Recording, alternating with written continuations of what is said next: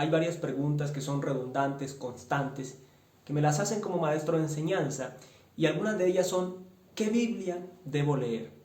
¿Tengo tal Biblia en la casa? ¿Esa me sirve? ¿O debo comprar una nueva Biblia? ¿Por dónde empiezo a leer la Biblia?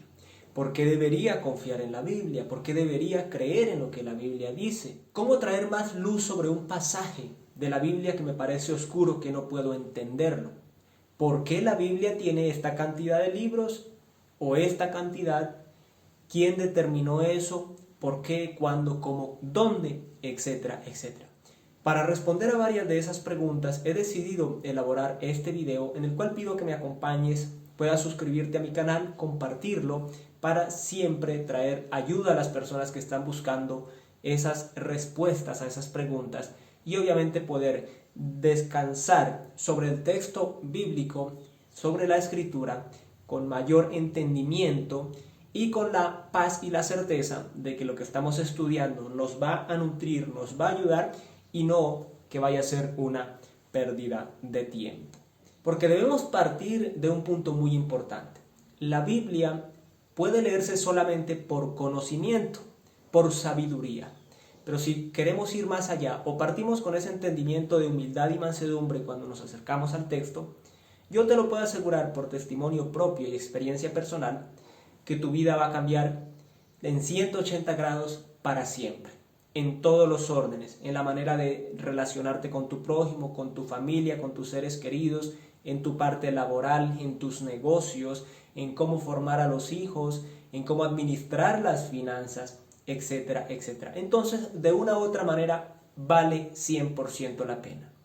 Y no miento al decirte que aunque yo estudié durante bastantes años en los estudios tradicionales, en el tema de la primaria, la secundaria, incluso la parte universitaria, no es comparable las herramientas emocionales, psicológicas, mentales que obtuve en el estudio secular, en el estudio universitario, en el estudio tradicional, comparado con la Biblia. Es una parte muy mínima, muy pequeña, porque la Biblia es la que me constituyó en la persona que hoy en día soy, y sé que seguirá constituyéndome más adelante hacia el progreso y hacia básicamente el crecimiento y la madurez personal.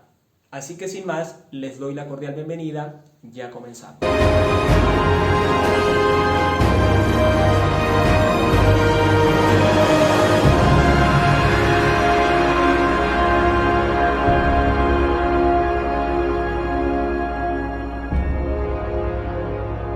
Vamos a empezar respondiendo la pregunta: ¿por qué la Biblia tiene en algunos casos una cantidad de libros, en otros casos otra cantidad de libros? ¿Cuál es la razón? ¿Cuál es el propósito? ¿Y por qué una u otra cumple una función o no debería ser usada de cierta manera?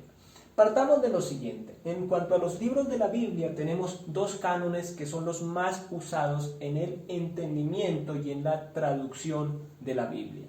Tenemos el canon hebreo, que se basa en 66 libros, que es el canon usado por la línea protestante, la línea evangélica, y consta de 39 libros en el Antiguo Testamento y 27 libros en el Nuevo, para un total de 66. Luego tenemos el canon alejandrino, o la Septuaginta, o la 70, como se conoce en números romanos, y este canon consta de 73 libros, 46 para el Antiguo, 27 para el Nuevo Testamento. Esto obviamente ya hace que tenga 7 libros de más, que son los conocidos como deuterocanónicos o apócrifos.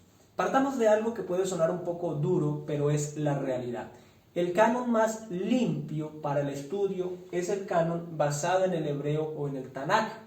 ¿Por qué? Porque con estos 66 libros no hay ningún discurso fundamentado académicamente o espiritualmente donde pueda alguno de esos libros ser atacado como que no debería estar dentro del canon, porque ataque al resto de libros o no use la misma base o el entendimiento o se explique con los demás libros que conforman la Biblia del canon hebreo.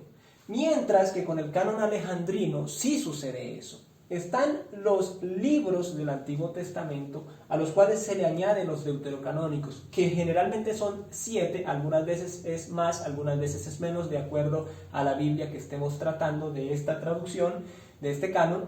Y básicamente ahí está el problema. Lo digo porque yo inicié estudiando una Biblia que tenía los libros deuterocanónicos y luego continué con otra que también tenía los libros deuterocanónicos, como es la versión Dios habla hoy. Cuando yo estudié los libros deuterocanónicos, a pesar de que había una nota que decía que eran libros del segundo canon, que habían sido aceptados en algunos concilios, toda esta parte, pero aún así me afectó en el entendimiento, porque yo era básicamente un niño, me afectó en el entendimiento de la sana doctrina. ¿Por qué? Resulta que dentro de estos 7 libros, o dentro de esos libros apócrifos, como digo, pueden ser más o pueden ser menos, de acuerdo a la Biblia que tengas a la mano, ahí existen 2 libros que son muy peligrosos. Uno es Tobit y el otro es, creo que segunda o tercera de Macabeos, donde se habla, en el caso de Tobit, básicamente de lo que vendría siendo los exorcismos, de echar fuera demonios de una persona usando algunas técnicas bastante cuestionables. Y en el caso de Macabeos, el tema de los rezos o las oraciones a los muertos, lo cual está totalmente condenado por el contexto de la Biblia en general. Entonces, si nos damos cuenta, en esos solo 2 libros ya está atacando la Biblia, la integridad de la palabra de Dios. Entonces, por eso son cuestionables y no deberían estar dentro de la Biblia. Está bien que estuvieran como libros históricos o como libros poéticos en un compendio aparte de la Biblia. Porque sucede, cuando están dentro de la Biblia, sucede como un ejemplo, que tú tengas una despensa de alimentos de consumo diario para tu familia, pero resulta que dentro de esa despensa, donde mismo están todos los alimentos, todos los granos, lo que se llame, pues metes tú laxantes, metes tú medicamentos, y especialmente aquellos que son de prescripción médica, para tratar enfermedades o situaciones particulares.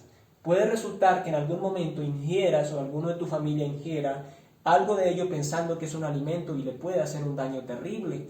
Lo mismo sucede con estos libros apócrifos. Tú vas leyendo la Biblia y como está dentro de la Biblia, pues puedes leerlos y resultar viviendo una vida fuera de la sana doctrina, enseñándolo, lo que es todavía peor, falsas enseñanzas y falsas doctrinas. Por eso no deberían estar dentro del canon.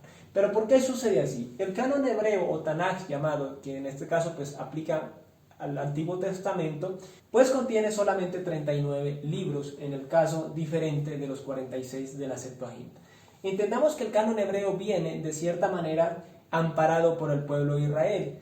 Cuando el canon alejandrino, la Septuaginta, fue traducida fuera del pueblo de Israel, en este caso hacia la tierra de Egipto, por 70 personas, 70 eruditos, que lograron esa traducción, 46 libros, contrario a los 39 del canon hebreo.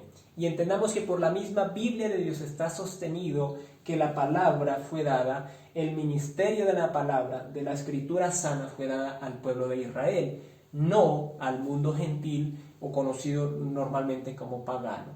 Ahora, no quiero decir que las Biblias de la versión Septuaginta sean de cierta manera dentro de los textos reales del canon original hebreo, sean diferentes o sean dañinos respecto al canon Tanaj o al canon hebreo. No. Cuando tú tomas los libros que corresponden a los 66 libros reales del canon original, tanto en esta versión como en esta versión, en este canon, son de edificación. Yo lo digo porque así me pasó. El único problema que tuve fue con estos deuterocanónicos que me afectaron en el entendimiento de la doctrina y llegué a creer incluso que orar a los muertos por los muertos estaba bien o que los demonios se podían echar fuera con medio de exorcismos y medio de prácticas cuestionables. Cuando vengo a la palabra y el compendio global de la palabra dice que es en el nombre de Jesucristo. Por el poder de Jesucristo, por tener fe en su nombre, podemos hacerlo, no mediante exorcismos y rituales y prácticas cuestionables. Aparte de eso, la versión que tengas puedes leerla, omitiendo y teniendo cuidado siempre con los libros deuterocanónicos. Pero cuando puedas, pásate a una versión del canon hebreo o la versión que tenga solamente los 66 libros avalados por el canon hebreo. Ahora, si tú dices, bueno, ¿cuál Biblia puedo leer que sea de uno o del otro canon? Pues acá tenemos 2 líneas de traducción, que es otra pregunta. ¿Por qué hay unas Biblias que hablan de una manera que es un poco difícil de entender y hay otras que me hablan de un idioma más ameno, más fácil de entender? Pues hay dos líneas de traducción principales que son las que se usan: la traducción literal y la traducción o equivalencia dinámica. ¿Cómo es esto? Pues la traducción literal se basa en transmitir el mensaje íntegro, nada más traducirlo a un idioma que sea generalmente conocido en el área hacia donde se enfoca, sea el inglés, sea el español, pero que trata de mantener básicamente el significado mismo de las palabras del original, de los manuscritos, de los textos originales. Por eso cuando leemos algunas traducciones literales nos es bastante complejo entender, porque está hablando en un idioma o en una lengua que básicamente está tratando de mantener la mayor similitud de la traducción con el texto original, sacrificando la comprensión del oyente. En esas versiones, en esas traducciones, está la Young Literal Translation, la traducción literal de Young, que es en inglés, la Reina Valera, especialmente las versiones antiguas, incluida obviamente la de 1960, incluso las cercanas al año 2000, la Biblia textual y la Biblia de las Américas y otras más. Ahí están las versiones que son literales. Entonces son un texto un poco complejo de entender, pero que es entendible dentro de lo que cabe. Ahora, dentro de la traducción o equivalencia dinámica tenemos algunos beneficios, que es una traducción que procura llevar el contenido del texto original a un idioma o a un lenguaje entendible a la comunidad que se dirige, a la nación, a la lengua que se dirige. Entonces trata de usar el idioma que nosotros manejamos en nuestro tiempo para entender los textos antiguos. Y en esa equivalencia, en esa traducción dinámica está la nueva versión internacional, la nueva traducción viviente y la Dios habla hoy, que básicamente son como las más representativas. Ahora, si te das cuenta, tanto en la literal o en la dinámica, yo incluí dos Biblias que son de la traducción del canon alejandrino o Septuaginta, como son la Biblia de las Américas y la Dios habla hoy. Ambas contienen los deuterocanónicos, por si es el caso que tú tengas en este momento una de ellas dos a la mano. ¿Qué es lo que yo recomiendo para el entendimiento y la comprensión, la profundización y el beneficio y la edificación más a profundidad del texto bíblico en tu vida? Es tener una literal y una dinámica para el estudio, la comparación. Yo lo he venido haciendo hace aproximadamente un año, teniendo en la traducción literal la Reina Valera de 1960, que es la más reconocida en el mundo, y en la traducción o equivalencia dinámica la nueva traducción viviente. Y puedo decirte que la edificación, el conocimiento, el crecimiento, la madurez espiritual ha sido verdaderamente dramática. Como si estuviera estudiando solo una versión literal durante 5 a 10 años, y en un año nada más he logrado avances progresivos de gran entendimiento en los textos, tanto del Antiguo como del Nuevo Testamento, al poder comparar y una y una. Eso sería lo básico. Y así tú puedes tener más fuentes de consulta, muchísimo mejor, pero siempre teniendo entendimiento de qué canon estamos hablando y teniendo cuidado especialmente con los libros que no son de inspiración divina. Ahora, algo que quiero que entendamos sobre por qué estos libros deuterocanónicos son tan complejos y son tan delicados es el entendimiento de que realmente no son de inspiración divina. Estos libros apócrifos o deuterocanónicos no son de inspiración divina. Cuando vamos al Antiguo Testamento, a los profetas y especialmente al profeta Daniel, entendemos que hubo un momento en que finalizó la inspiración divina de la palabra de Dios, en que los profetas acabaron, dejaron de ser, y hay un tiempo de 400 años aproximadamente hasta la venida de nuestro Señor Jesucristo, cuando fueron escritos la mayoría de los libros apócrifos, porque hay algunos que fueron escritos después de Cristo, pero la mayoría, y especialmente estos 7, fueron escritos en ese periodo intertestamentario, entre el Antiguo Testamento y el Nuevo Testamento. Ahí ya quedarían descartados totalmente. Pero hay algunos concilios católicos, ecuménicos especialmente, romanos, que los incluyeron. ¿Sí? Pero desde mi punto de vista y mi comprensión histórica, mi comprensión interpretativa de la palabra de Dios, no deberían estar dentro de la Biblia. Ok, está bien, deberían estar en un compendio aparte de la Biblia, compilados en un libro aparte de la Biblia podría ser, pero no dentro de la Biblia, ni aún con la nota que diga que no son posiblemente de inspiración divina, porque como ya dije, van a estar incluidos en un lugar donde podría ser peligroso para nosotros. Entonces, eso es básicamente por lo cual no deberían estar en la Biblia. Y como ya dije, el canon hebreo es el que yo respeto y el que yo avalo y que avalan la mayoría de académicos y teólogos, porque dentro de estos 66 libros no existe un debate académico serio, no existe una duda realmente fundamentada, donde puede uno decir que hay alguno de esos libros que no debería estar. Entonces, cuando entendemos eso, podemos inclinarnos hacia el canon hebreo para el estudio de la Biblia. Y si nos damos cuenta, los 27 libros del Nuevo Testamento, tanto en el canon hebreo de la Tanakh como en el canon alejandrino o la Septuaginta, se incluyen sin novedad. Eso quiere decir que el debate está más hacia el Antiguo Testamento. Ahora, estos 27 libros realmente no hacen parte de la Tanakh, porque la Tanakh solo es el Antiguo Testamento, pero sí, en este caso, de las compilaciones de la línea de la Septuaginta, luego de las adaptaciones de los primeros siglos del cristianismo. Entonces, entendamos eso y con base en eso tenemos herramientas para quien está iniciando, para quien está avanzando o para quien ya es una persona avanzada en el conocimiento de la Biblia, para tener un entendimiento global de todo ello, sin andar en concilio, sin andar en tanto tema, que a veces en vez de dar luz lo que hace es confundir y lo que hace es pues dudar a veces incluso de la veracidad de los temas. Habiendo respondido al menos a la mayoría de preguntas postuladas en el inicio de este video, una persona me podría preguntar, bueno, yo no conozco la Biblia, solamente la he escuchado, ¿por dónde me recomiendas que yo pueda estudiarla o leerla? Bien, desde mi entendimiento y comprensión, yo te podría recomendar con total tranquilidad que comenzaras en cualquiera de las dos Biblias que tengas a la mano, pues es lo que tienes a la mano, con el Evangelio de Juan. Te vas al Nuevo Testamento, ubicas el Evangelio de Juan y lo lees. Lo acabaste de leer y dices, bueno, quiero leer más. ¿Qué me recomiendas? Vete a la carta a los romanos, la epístola a los romanos. Léetela toda, si quieres puedes repasarla.